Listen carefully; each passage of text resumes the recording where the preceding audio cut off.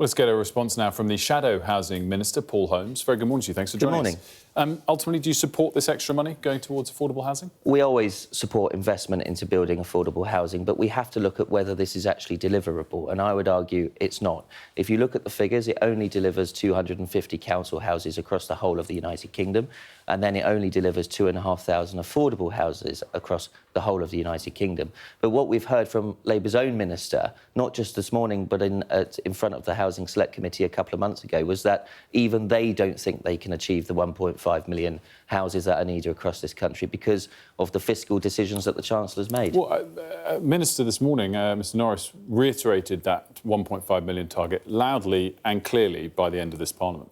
But they've said that Matthew Pennycook and the Minister this morning have said that that's an ambitious target, but they've softened their rhetoric on whether they can deliver it. Matthew Pennycook said they can't. A lot of industry leaders and a lot of housing leaders have said they can't because of the tax burden that they're placing on developers. But also the government's own targets in this country mean that they will be building houses in rural areas which have seen targets triple. But ironically, in the areas where we need those social homes, in urban centres, Labour have reduced the targets, particularly in London, meaning that the people that need those houses won't get them. Let's touch on the AI summit in Paris. A communiqué was put out at the end. Notable, two countries didn't sign that communiqué, the UK and the US. Do you support that? I do. I think, we need to be very careful and we need to take our time in making sure that we accept some of the things that are being proposed. And I think the government have made the right decision on that. We need to make sure the safeguards are there, but we also need to make sure that the technology coming in is sustainable.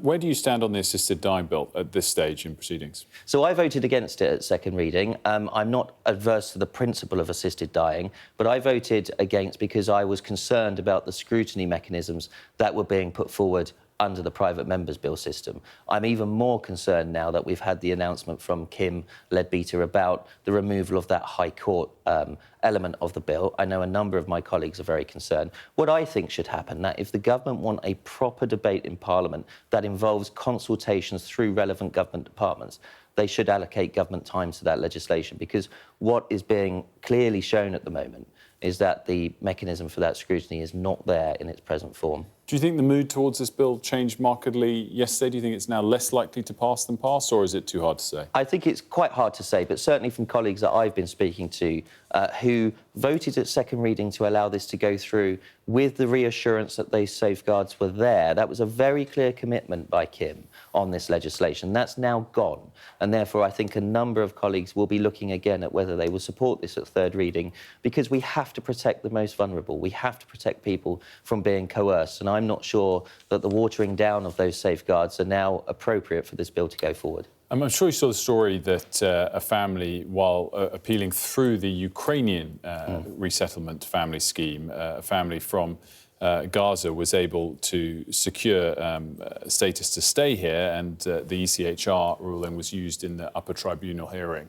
What do you make of that? Does it require law changes? Does it require potentially stepping out of the ECHR to prevent it from happening, or is it understandable because it's a one-off case? I think this is an outrageous decision. The Parliament and the government of the day decide who comes here and who doesn't. And the last government, as is usual in this country, we want a fair and firm immigration system where the British public help those most in need.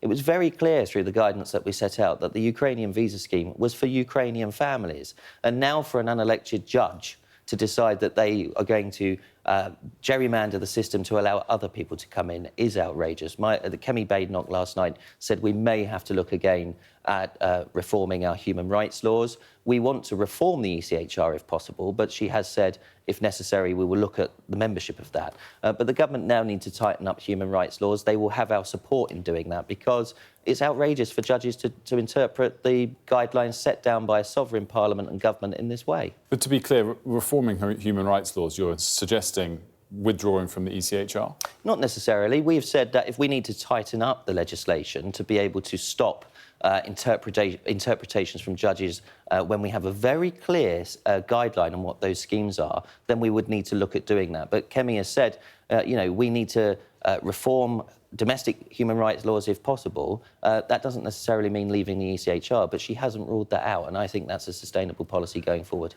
Paul Holmes, thanks for joining us. Good to see you.